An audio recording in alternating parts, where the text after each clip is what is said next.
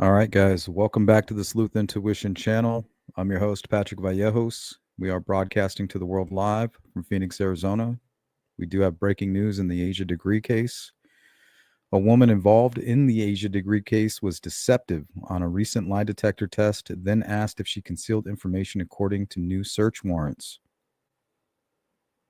Investigators obtained search warrants for Lizzie Foster's phone. The results came back, including several messages of interest. Foster is the oldest of three girls, with the younger two being Sarah Gwen Dedmon Capel and Annalie Victoria Dedmon Ramirez. Foster was 16 years old, Capel 15, and Ramirez 13 at the time of Asia's degree's disappearance on February 14th, 2000. We are going to dive right into this, guys. So stay tuned.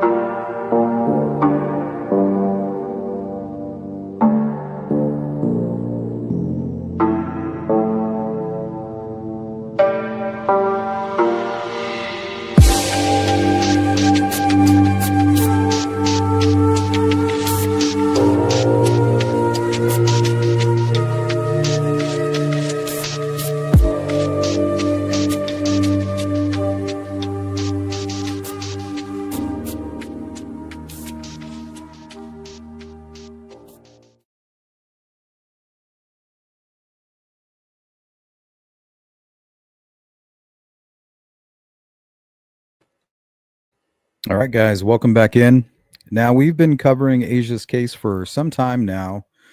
We covered it on True Crime in the Morning as an unsolved cold case. You know, we wanted to give it more attention. A year later, there was a huge break in the case. They served a search warrant right up the street from where Asia disappeared. And now it looks like they may be getting the answers that they've been searching for. We're going to go to WCNC out of Charlotte. Articles titled, "The Theory Is I Did It." New text messages revealed in Asia Decree search warrants. The warrants uncovered text messages that could point to a suspect in the disappearance of Asia Decree 25 years ago.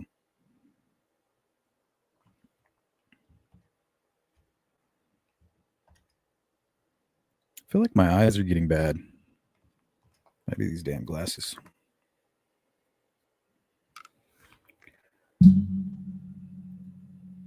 Good to see everybody. Riot, good to see you. J Ray, GP, Miranda Lee, J Ray, Beth, always good to see you. Misbehave, and everybody in between. What's up, Shadow? Okay, so this is the breaking news here. New search warrants were released Tuesday in the search for Asha Degree. So yesterday. The 9-year-old Shelby, North Carolina girl who went missing on Valentine's Day night 25 years ago. The warrants show that law enforcement took the cell phone of Lizzie Foster, the daughter of a Cleveland County man whose property was searched by federal agents last September. Foster was 16 at the time of Degree's disappearance, according to the warrants. In September, a search warrant revealed that investigators believed Degree was a victim of homicide and that her body was concealed. The FBI, along with state and local investigators, searched Cleveland County property for several days, searching for evidence at a property on Cherryville Road in Shelby.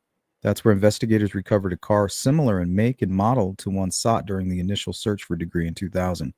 So they were looking for this vehicle here.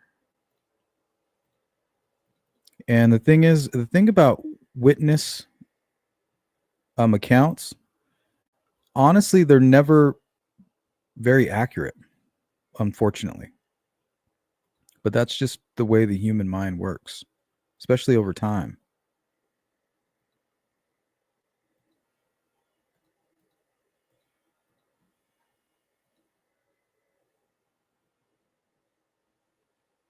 And that's one of the main reasons that you cannot use sketches in a court of law.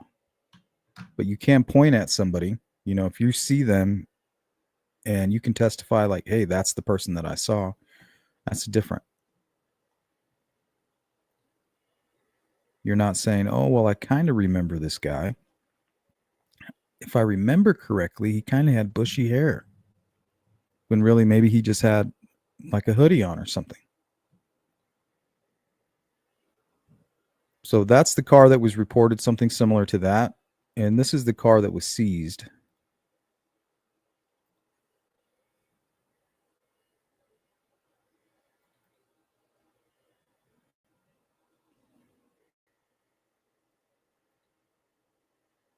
Same color. I mean, they got the color right. And it makes you wonder why the front is dented. What caused that dent in the front of the vehicle? So I don't know if this was a homicide or what. I have a feeling that maybe one of the younger girls was driving, maybe under the influence, coming home from a party or something, and hit the girl, came home and told their parents, and the parents concealed the crime to protect the girl or to protect themselves from lawsuits. That's a civil suit right there that could put you in the poorhouse. But the truth is, Asha deserved that. That's what she deserves. At the very least, she deserves to still be alive. She doesn't deserve to be dead. That's for sure.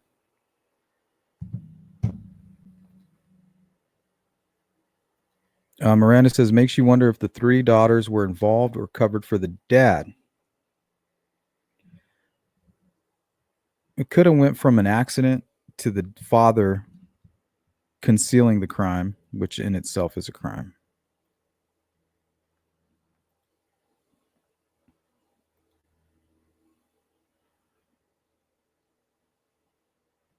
And then recently, the daughter, Lizzie, failed a lie detector test. Here, I pulled a couple videos. We'll take a look, and then we'll open up the discussion.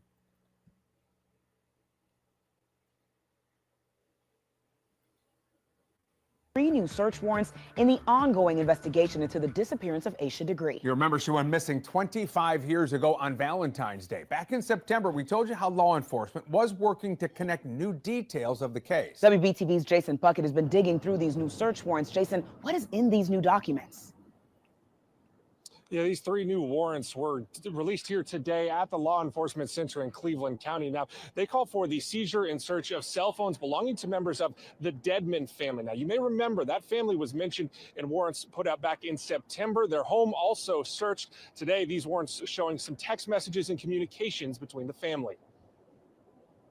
In the fall of 2024, Cleveland County sheriffs carried out a series of search warrants on the home of Roy and Connie Dedmon. Deputies seized evidence, including green vehicles they say matched eyewitness descriptions of the last car Asha Degree entered in 2000. The warrants at the time listed the Dedmons and their 3 daughters as persons of interest. The new warrants released Tuesday call for the seizure and search of phones belonging to Roy Dedmon and his daughters Lizzie and Sarah. Now, Lizzie would have been 16 at the time of Degree's death. In the warrant, we see a text message from her to middle sister Sarah. It says, "The theory is I did it. Accident. Covered it up." Sarah replies, "No. Why would it be you?" And another text from Sarah to Lizzie. Sarah says, "They think it's our shirt. It's not her shirt. Her mom said it wasn't hers." Sarah then adds, "I don't remember that shirt. I'm scared though. Dad is probably going to be a huge suspect." In the last text referenced in the warrant, Lizzie tells Sarah, "I mean, I want to do what Dad says." Later, Sarah texts, "You don't want something we do or say impact him, but we also can't be living like this either." The warrants also share testimony from a friend of the Dedmons who came forward after their home was searched last year. He told detectives that he was at a house party in the 2000s when he overheard a, quote, heavily intoxicated Lizzie say she had killed Asha Degree before being shushed by her sister Sarah. Okay, so what do you guys make of all of that? Let me go back a little bit here.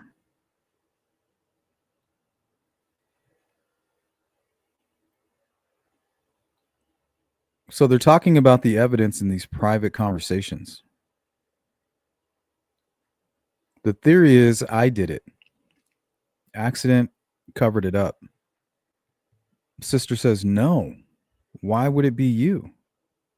So if it was the father who did something very awful to Asha, why would the girls even know anything about it? I feel like the only way they would know about it is if they were involved. I mean, I think it would be very rare for this type of, if somebody just to keep something like this out in the open in front of their own children. You know, I just kidnapped, a girl from up the street. Let me go ahead and parade her around the family.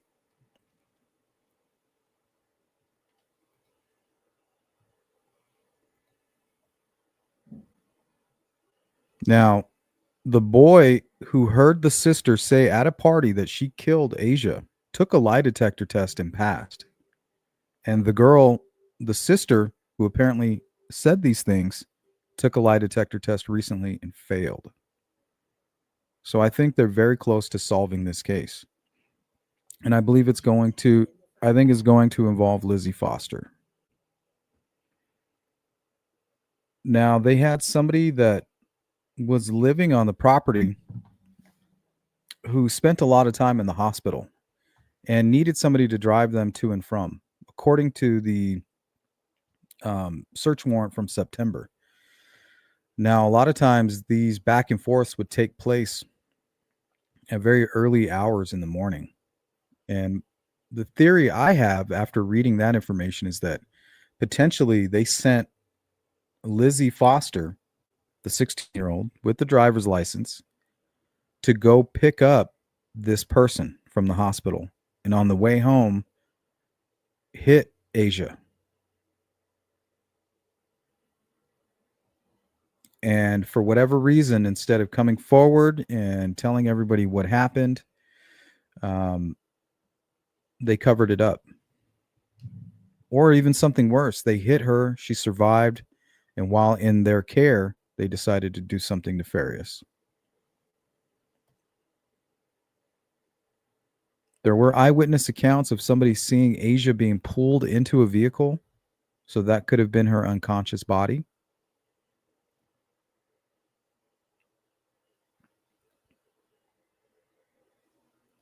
J. Ray says, "I'd fail a lie detector test no matter how truthful I was being." I bet that happens a lot. There's people who were proven innocent, through factual evidence and information, even video evidence, and still fail the polygraph. That just happens to some people. And some people can be lying right through their teeth and pass a polygraph. But this is interesting. No, why would it be you? That's what he said. I don't know if I can go to work tomorrow. So, I mean, this is affecting their lives. And remember, this is why it's important to keep revisiting these cold cases, because relationships change over time. Things change. Loyalties change. You know, maybe a key witness was married to a suspect and they were in good standing at the time. Later on, the suspect begins to show their true colors, becomes awful. They separate. Now, that individual might be in a position to say something to law enforcement, to be more helpful with the investigation, provide more information that they were reluctant to share early on. Absolutely, Miranda, they need to come clean. But for whatever reason, it appears they have this loyalty to their father, unwavering. GP, good to see you. Sounds like the girl had something to do with it, actually. Yep. So I feel like this case will be solved probably within the next few weeks, honestly. I mean, she was 16. I mean, how much trouble could she get in? She'll get in more trouble now, you know, because if she's committing a crime now by not providing what she knows, you know, now she's going to be in some real trouble.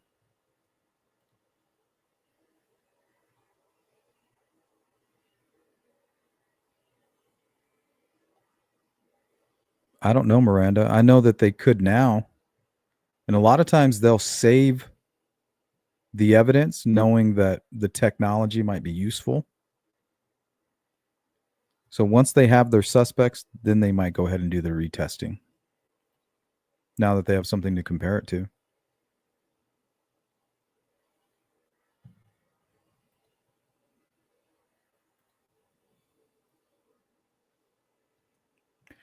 They think it's our shirt.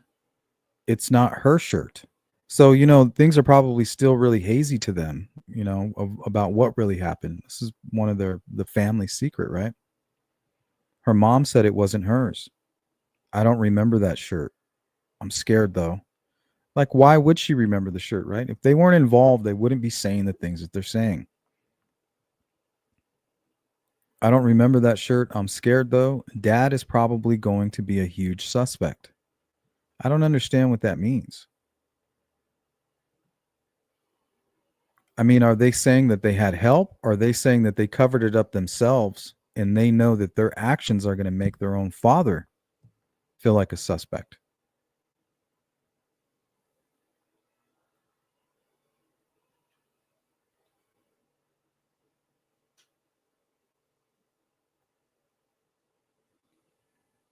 And then here it says, I mean, I want to do what Dad says. What does that mean? What is Dad saying? Is he saying, don't worry, I'm going to help you get through this? And then Lizzie says, but damn. And maybe we should have let you do what you originally wanted to do. What does that mean?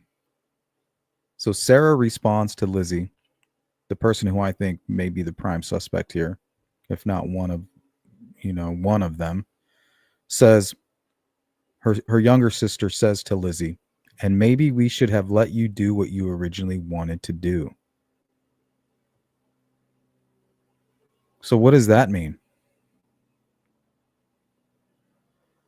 Lizzie responds, I really don't know.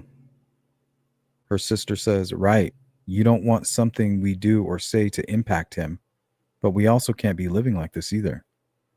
I mean, I told him I'm not going to do that. Later, Sarah texts. And if anybody has these documents, please send them to me.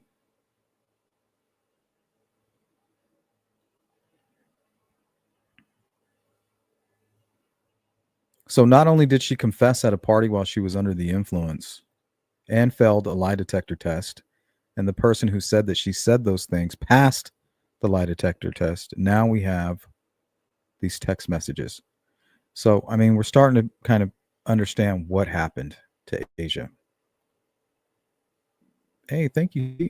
All right, guys, we have a sponsor. Thank you for that super chat.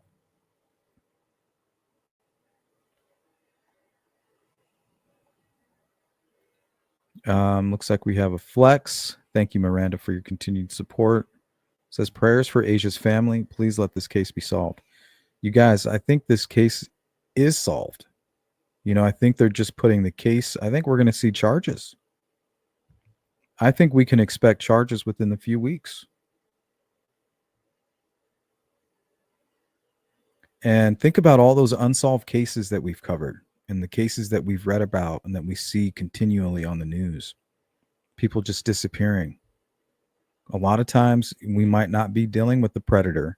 We might just be dealing with some really bad folks who made some horrible choices.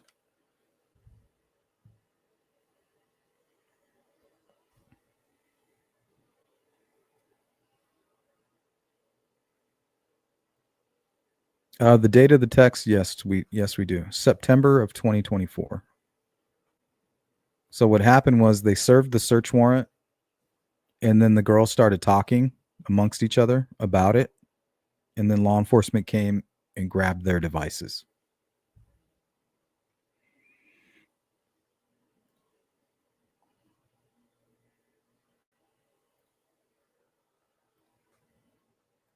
Okay, let's play one more video. These videos will serve as the overview of kind of what we're going to be discussing today. Well, tonight, we continue to follow developments in the Asha degree disappearance case. Warrants just revealed today showing where law enforcement is focusing now. Asha was last seen February 14th of 2000 when she was just 9 years old. A year later, evidence belonging to Asha was found about 21 miles from where she was last seen. Now, last September, warrants revealed Connie and Roy Dedmon were listed as suspects. At this time, no one has been charged in the case, but now officials are sharing new details about the further involves the Dedmons, including potential confessions. WCNC Charlotte obtaining those documents just this afternoon. Tradisha, you've been combing through all of these for hours. What else can you tell us that came from this? Well, Colin, these documents detail a friend of the Dedmons girls. Now, he says the 20-page detailed document, basically, according to what we saw, is the oldest daughter. Her name is Lizzie. The friend said that she was crying and allegedly making some serious confessions.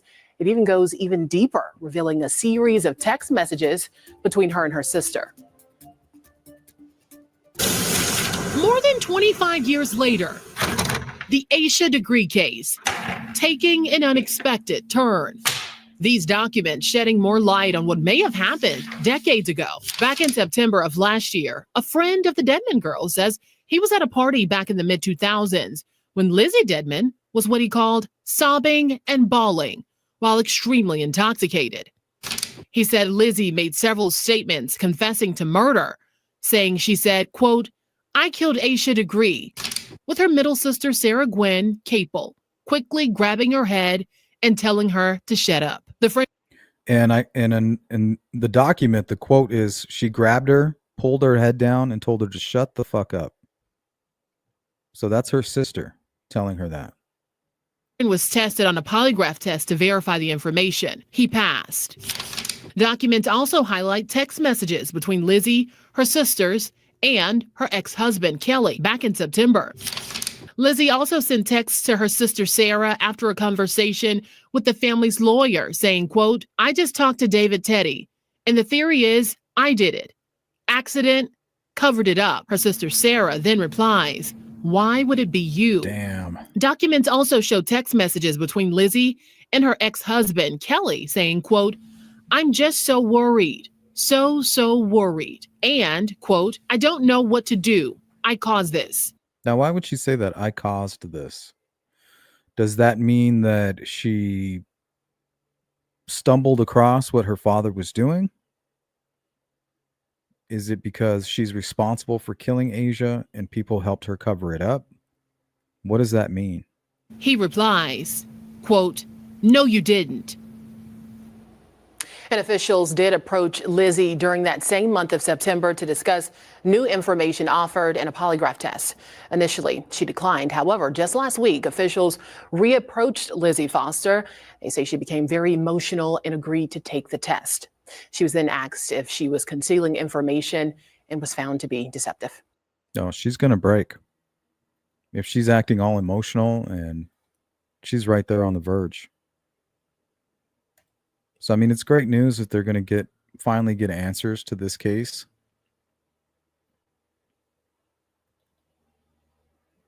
Let's go to the original search warrant.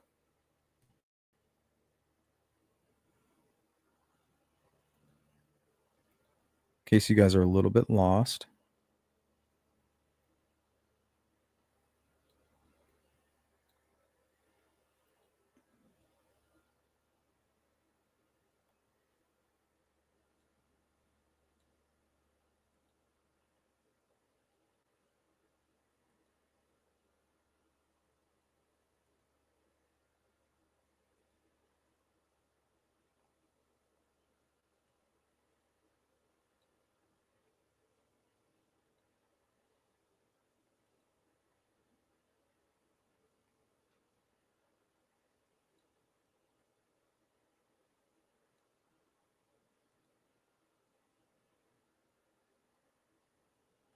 Okay, here we go.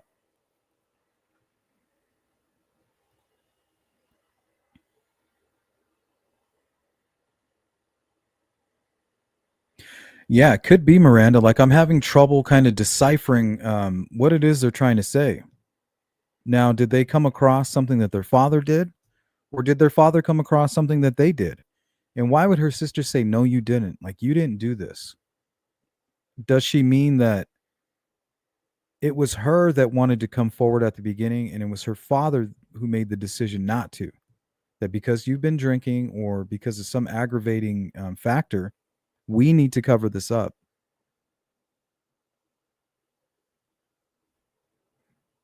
I'm just trying to understand how the kids would know about something so horrendous that their father was doing. But we do have a 16-year-old girl here who was driving around.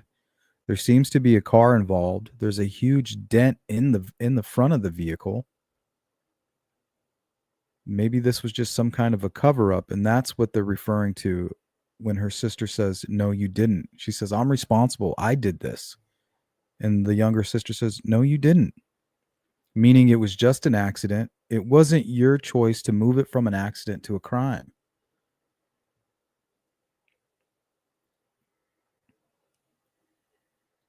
Okay, so on February 14th, 2009, 9-year-old Asha Jaquilla Degree went missing from her home in Shelby, North Carolina.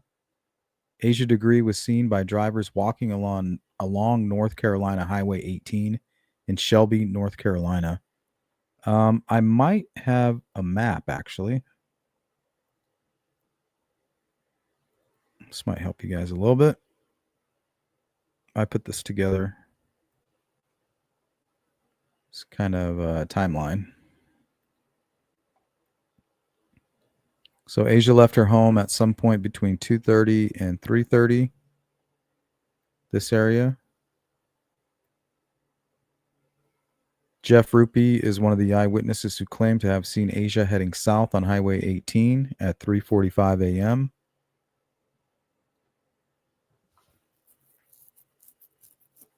So there is the question, why was Asha out there? Makes you wonder if she was lured out there. It was Valentine's Day. Was this guy a predator? And the young girls just kind of stumbled across what he was doing? Or was Asha up to her own? She was making her own decisions due to her own separate motivating factors and was hit by a vehicle or then abducted while trying to accomplish her own goals.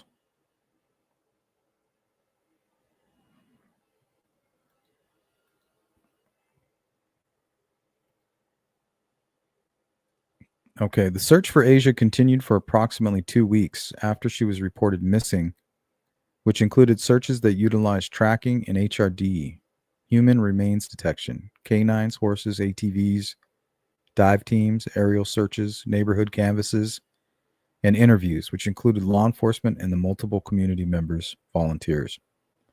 All efforts during the 2-week search concluded with negative results in finding Asha. On August 2nd, 2001, evidence belonging to Asha Degree was located in Burke County, North Carolina, on the side of Highway 18. So This is the crime. If she accidentally hit Asia and she wasn't drinking or something like that, the crime is covering it up. The crime is whoever this is, right? Whoever's dumping her backpack and scattering all her things all over the place. That's the criminal activity right there. A construction crew working in the area located the evidence, double bagged in black garbage bags, and turned it over to the Cleveland County Sheriff's Office.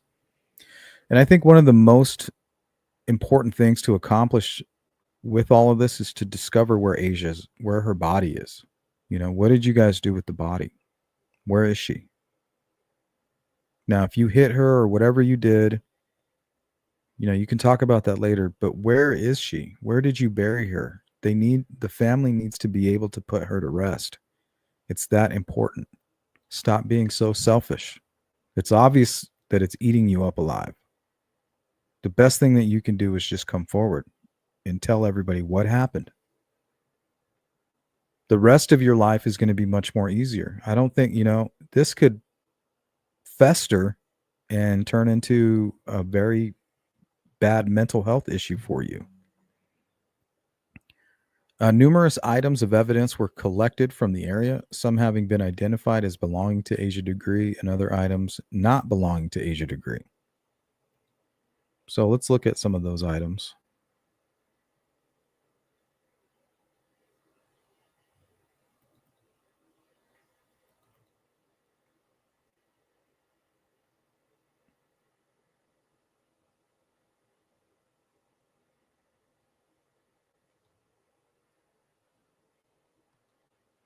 So at some point they found candy wrappers in this barn, which belongs to a furniture company. So there was a rainstorm that night. And my theory is that she kind of took shelter underneath this barn here. And they found an old photograph that looked just like Asia, wasn't Asia, looked like her, and then some school supplies, some markers, things like that, and those candy wrappers that they believe she received at a basketball game earlier that day. So it being a Valentine's Day, her having this photograph, these candies, it almost created an image of her being lured out or possibly catfished. Remember, they can't do it online, so maybe this person is catfishing through anonymous letters and photographs kept within there, like, hey, this is me. I'm a young girl just like you. You can trust me. Meet me later tonight. We'll sneak out. Things like that. There could be something more nefarious going on.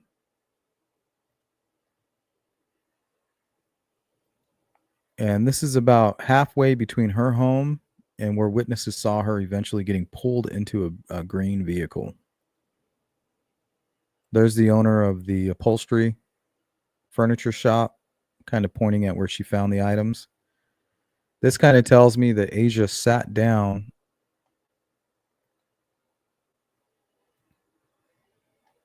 maybe right here on this this bar. Sat down, tried to wait out the storm, had a few pieces of her candy, and then went on about her way, or met who she came to meet. The Turner Upholstery Storage shed that Asia's items were found. It is situated behind the Turner Upholstery Store and is not visible from the highway, courtesy of Crack House Chronicles. Here's the t-shirt that was found in her backpack. Mother says that's not hers. So I think this could be tested for DNA. Possibly, maybe. And the question is, what the hell was this shirt doing in the bag? I mean, that doesn't make any sense. If Asia was hit with the vehicle and they're just trying to cover it up, why are they staging the crime scene? To me, this piece of information leads more to a predator, than an accident. The whole fact that she's sneaking out in the middle of the night on Valentine's Day. I mean, something could be up here. I wonder if any of these family members were at the basketball game earlier that day. But why the shirt? Why the staged items? You don't need this shirt to just hide the body. And if you, well, I mean, I don't know. Are you trying to make it look like an abduction, maybe?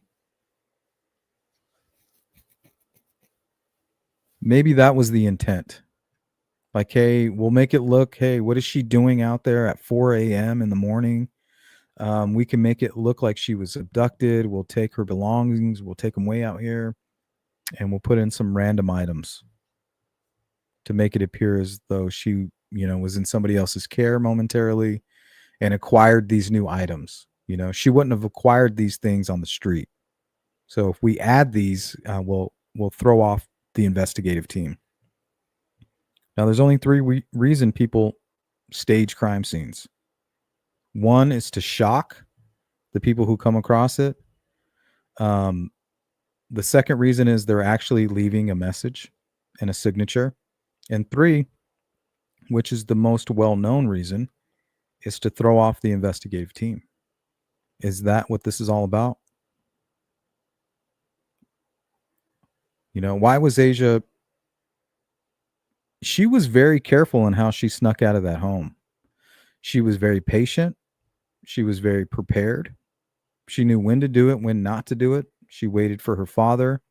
She waited for a very specific time, and then she snuck out of that home. A lot like Sebastian Rogers.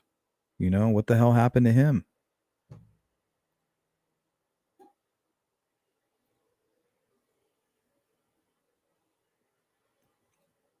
Yep, I think this will be solved pretty soon.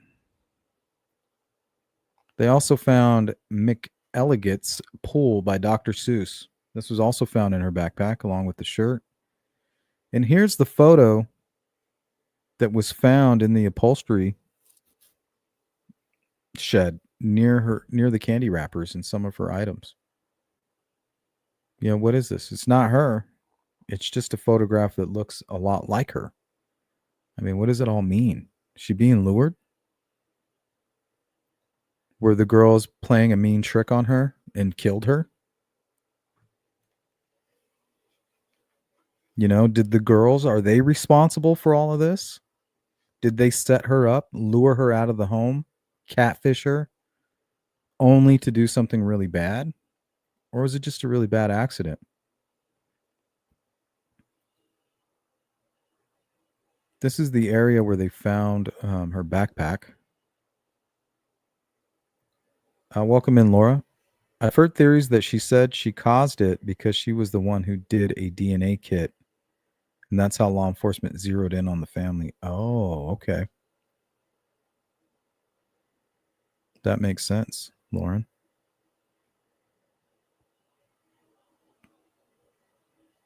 But the way she talks with her families, it's almost as if they all know like what happened. Like, is their father just openly a sicko? And that, I mean, very rarely it happens, but it's happened in some of the cases that we've covered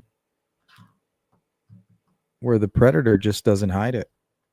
Well, they hide it in the public and at work and at, public events, but during the home, it's incestual. It's the children are targeted. The wife is being abused. It's just, just a really bad situation. And the man or woman of the house has total control and there's no need to hide it. Miranda, I still want to know where that mystery shirt came from and if they tested it for DNA. I don't know if they have recently, but that is a great question.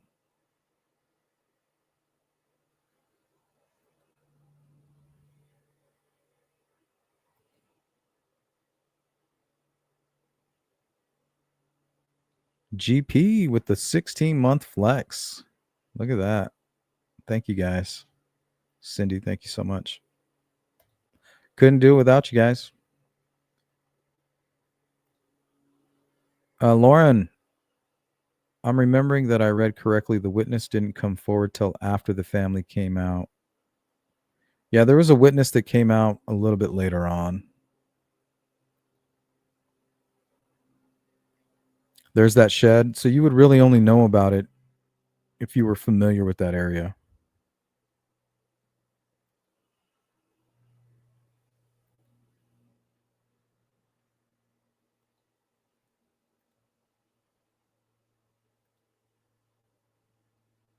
Oh, shit.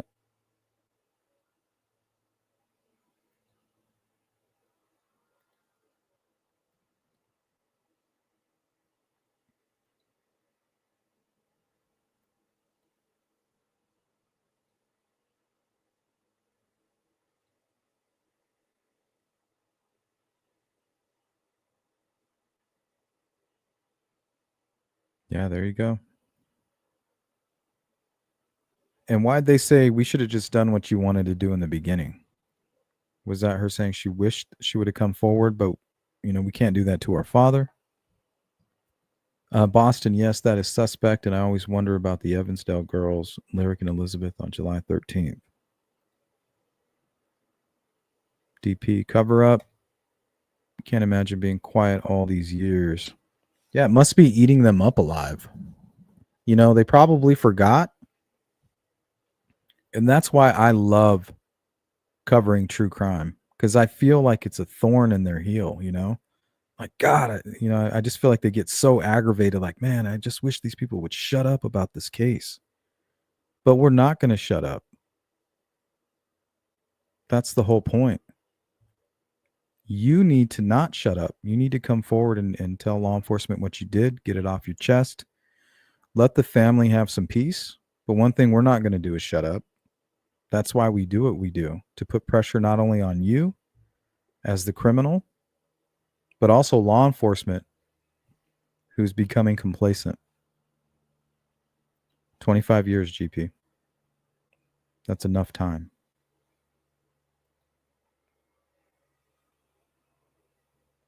I don't know, J. Ray. I wish I could understand what the hell is going on. Why was Asha out there? Why does she have that strange photograph? What's motivating her to leave that late at night during a storm at such a young age? I would have been terrified. I'm not going anywhere in the middle of the night during a thunderstorm down the side of a highway. Something was motivating her to do that. Something that she wanted. She had goals in mind that night. So does that have anything to do with what happened to her? Are they separate? I think there's 3 scenarios that could be going on here. She's motivated by her own things, and a horrible accident happens and it's covered up. Or we're dealing with the mean teen scenario where these girls catfish and perpetrate a ruse on Asha, lure her out of her home, and then do something very horrible to her. Or there's a predator involved that's related to these girls, the father, somebody that they know very well. And for whatever reason, they're keeping quiet about it, about what they know.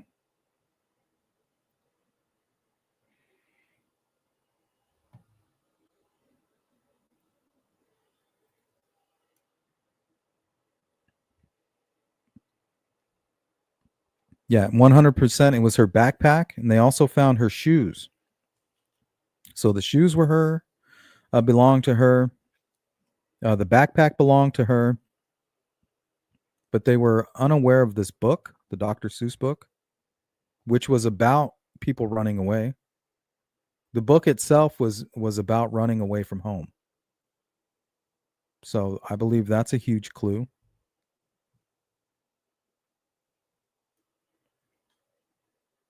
But the shirt in the book, they just don't know where it came from.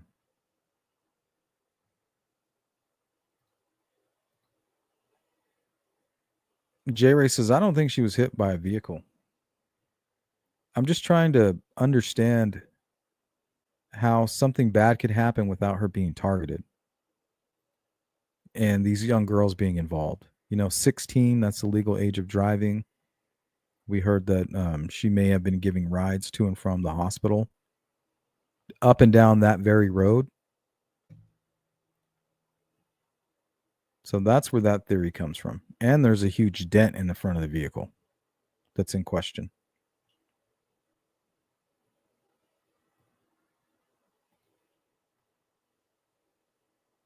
Home life seems great. They scrutinized the family. A lot of people suspected the father because he was asleep on the couch when she snuck out. But I believe they did a polygraph on him. He's been cooperating. They don't suspect him at all. There's people out there that do. But when you don't have any answers, you're kind of left with that. Like, oh, it was the father then, that's the explanation. But the truth is, that's not what the case facts tell us. She was seen walking down the street.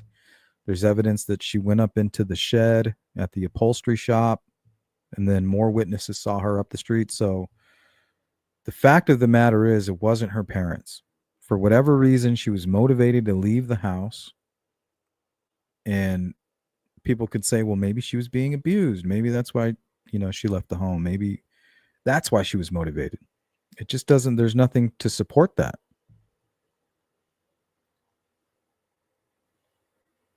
Because I'd be all over it if that was the case. Hey, Boston, someone sending out a message, a signature, or calling themselves New Kids on the Block, like a message to someone.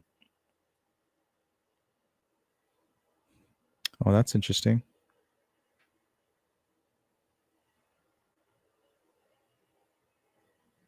That kind of feeds into the mean teen theory.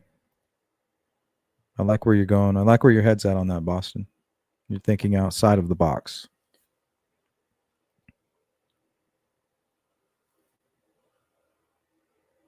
Yep, that was an original theory of mine, J. Ray, that there was an abduction. She was lured out based off how she looks, and that somebody was replacing their, maybe a daughter that they lost.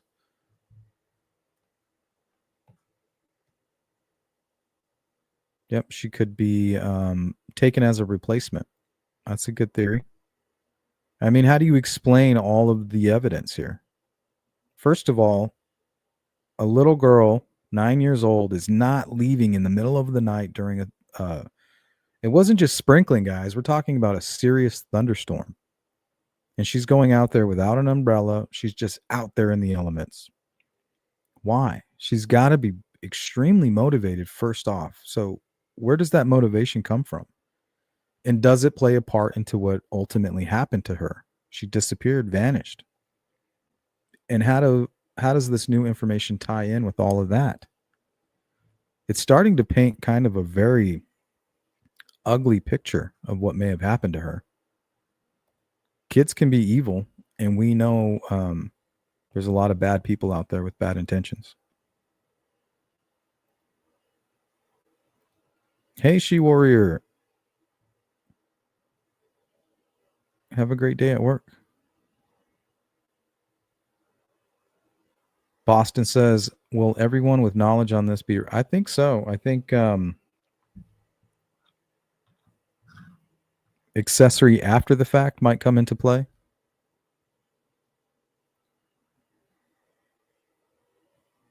CJK, severed ties to the case have surfaced, including a crucial DNA match linking Ramirez and a man named Russell Underhill to items found in Asia's discarded book bag, according to warrants cited by WBTV. And that's where the car theory comes in, right? So crucial DNA match linking Ramirez and the man named Russell Underhill. So Underhill is the guy who would stay at the hospital. And I don't see him. He's not picking up and dropping himself off. They're sending Ramirez, the 16-year-old girl, to go pick him up. This is your duty. You're going to go pick him up and bring him back. So either something happened where they picked up Asia and he told the young girl, like, don't worry, I'm going to handle this. I'll make sure she gets home. I will be right back. So now she has knowledge like, hey, we picked up that missing girl. And Russell Underhill said he was going to take her home. And that never happened. So I guess that's our fourth scenario. Hey, Growing Sleuth, does the father of these girls have a criminal background that you know of? Not that I know of. And I think he's passed away. A lot of this broke loose once he died. So I feel like they might have some information that was provided once he passed away. Either that or they were able to get maybe, I don't know. All I know is that everything changed once he passed. He passed away, and then they served that search warrant in September, and everything just broke loose.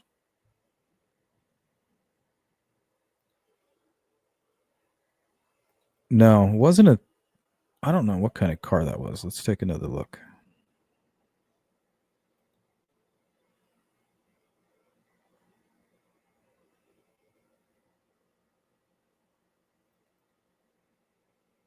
In the reignited search for Asha Degree.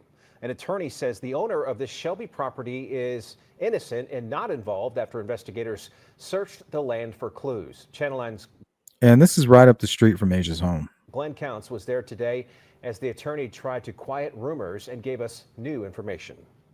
Well, it goes without saying that the Asha Degree case has been the talk of the town. Jerry says Ford Fairline. Yeah, I'm not exactly sure what kind of vehicle that is.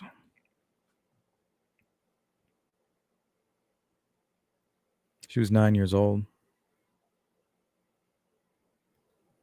Stephanie, I thought they suspected a neighbor. They kind of are neighbors in a way, in a small town way.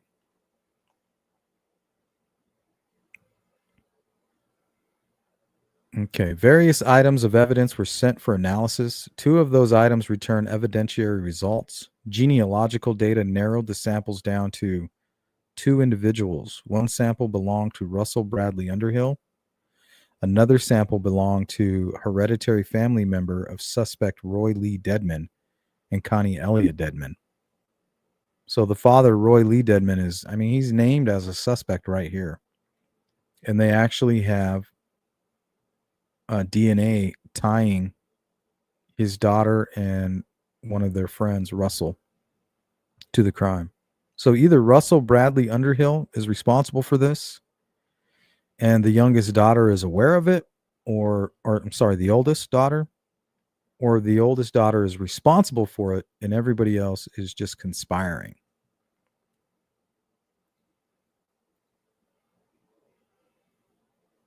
CJ Cases never made sense that the sweet girl would leave on her own. Well, if she was being abused at home, I could see that, but her family appears to be very loving. There's no evidence of all of that. So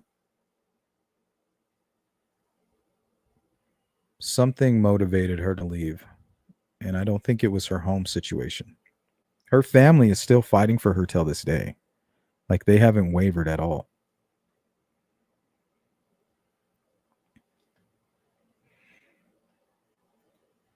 What's up, Stephanie?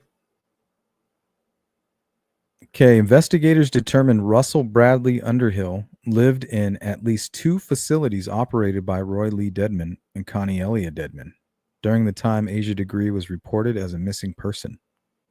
Russell Bradley Underhill was discovered deceased in Lincoln County in 2004, so he's not going to be any help.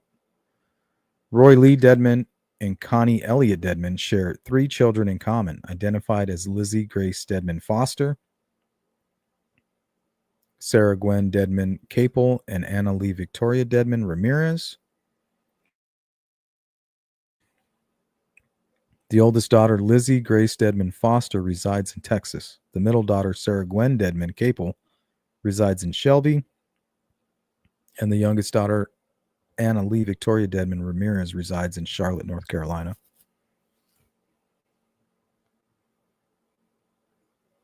So it was Ramirez. Genealogical data narrowed the samples down to 2 individuals. 1 sample belonged to Russell Bradley Underhill. Another sample belonged to family member of suspects, Roy. Okay, I thought they named the suspect. What's up, Sparky? Okay, laboratory analysis of collected DNA samples indicated the likelihood that the hair stem sample from Asha Degree's undershirt is a person genetically identical to the DNA standard collected from Anna Lee Victoria Dedmon Ramirez. Anna Lee Victoria Dedmon Ramirez is a hereditary family member, daughter of suspects Roy Lee Dedmon and Connie Elliott Dedmon. So that's kind of like how Rex Heuermann was busted. Remember, they found his wife's hair, I think, in some of the duct tape or the tape that was placed over the victim.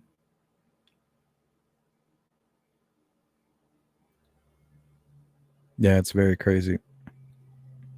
So I'm anticipating an arrest very soon. Suspects Roy Lee Dedmon and spouse Connie Elliott Dedmon currently reside at separate residences from one another. The residence 5106 Hawthorne Lane belonged to Connie Dedmon's family prior to the time of Asia's disappearance. Roy Dedmon and Connie Dedmon are the two common links between the profiles of Russell Bradley Underhill and Anna Lee Victoria Dedmon Ramirez.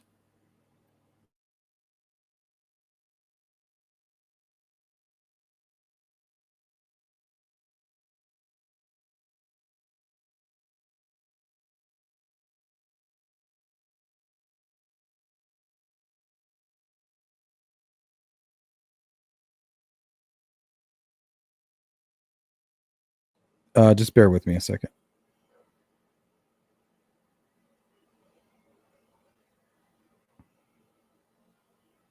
Okay.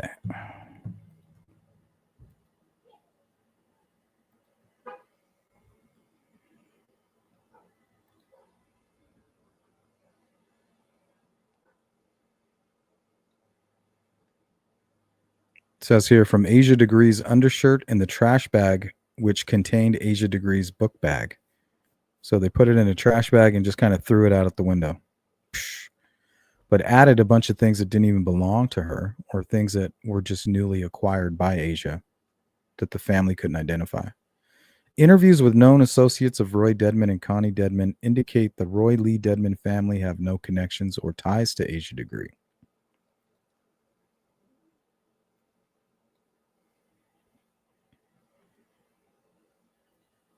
All right. So because of time, that's pretty much all we have on the breaking information. And I do plan to keep you guys updated on the case. But as of right now, I do anticipate an arrest, if not multiple arrests. I mean, these are things that could stand up in court quite well. Everything but the polygraph examination.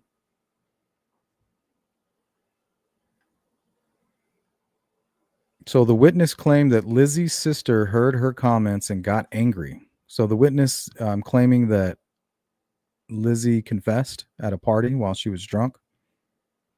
The sister heard her comments and got angry and told her to shut the F up while grabbing her head. The witness said the behavior caught him off guard because Sarah was always calm and nice in their interactions. So this is some serious business for them.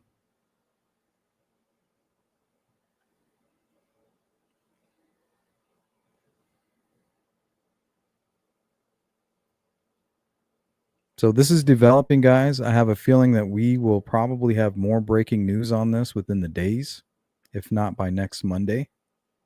And when we do, we're going to continue to cover it. So make sure you guys enjoy the rest of your day. We will be live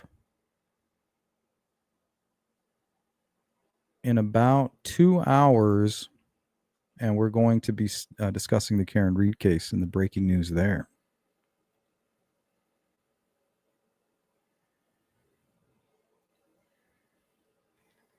So I'll see you guys later.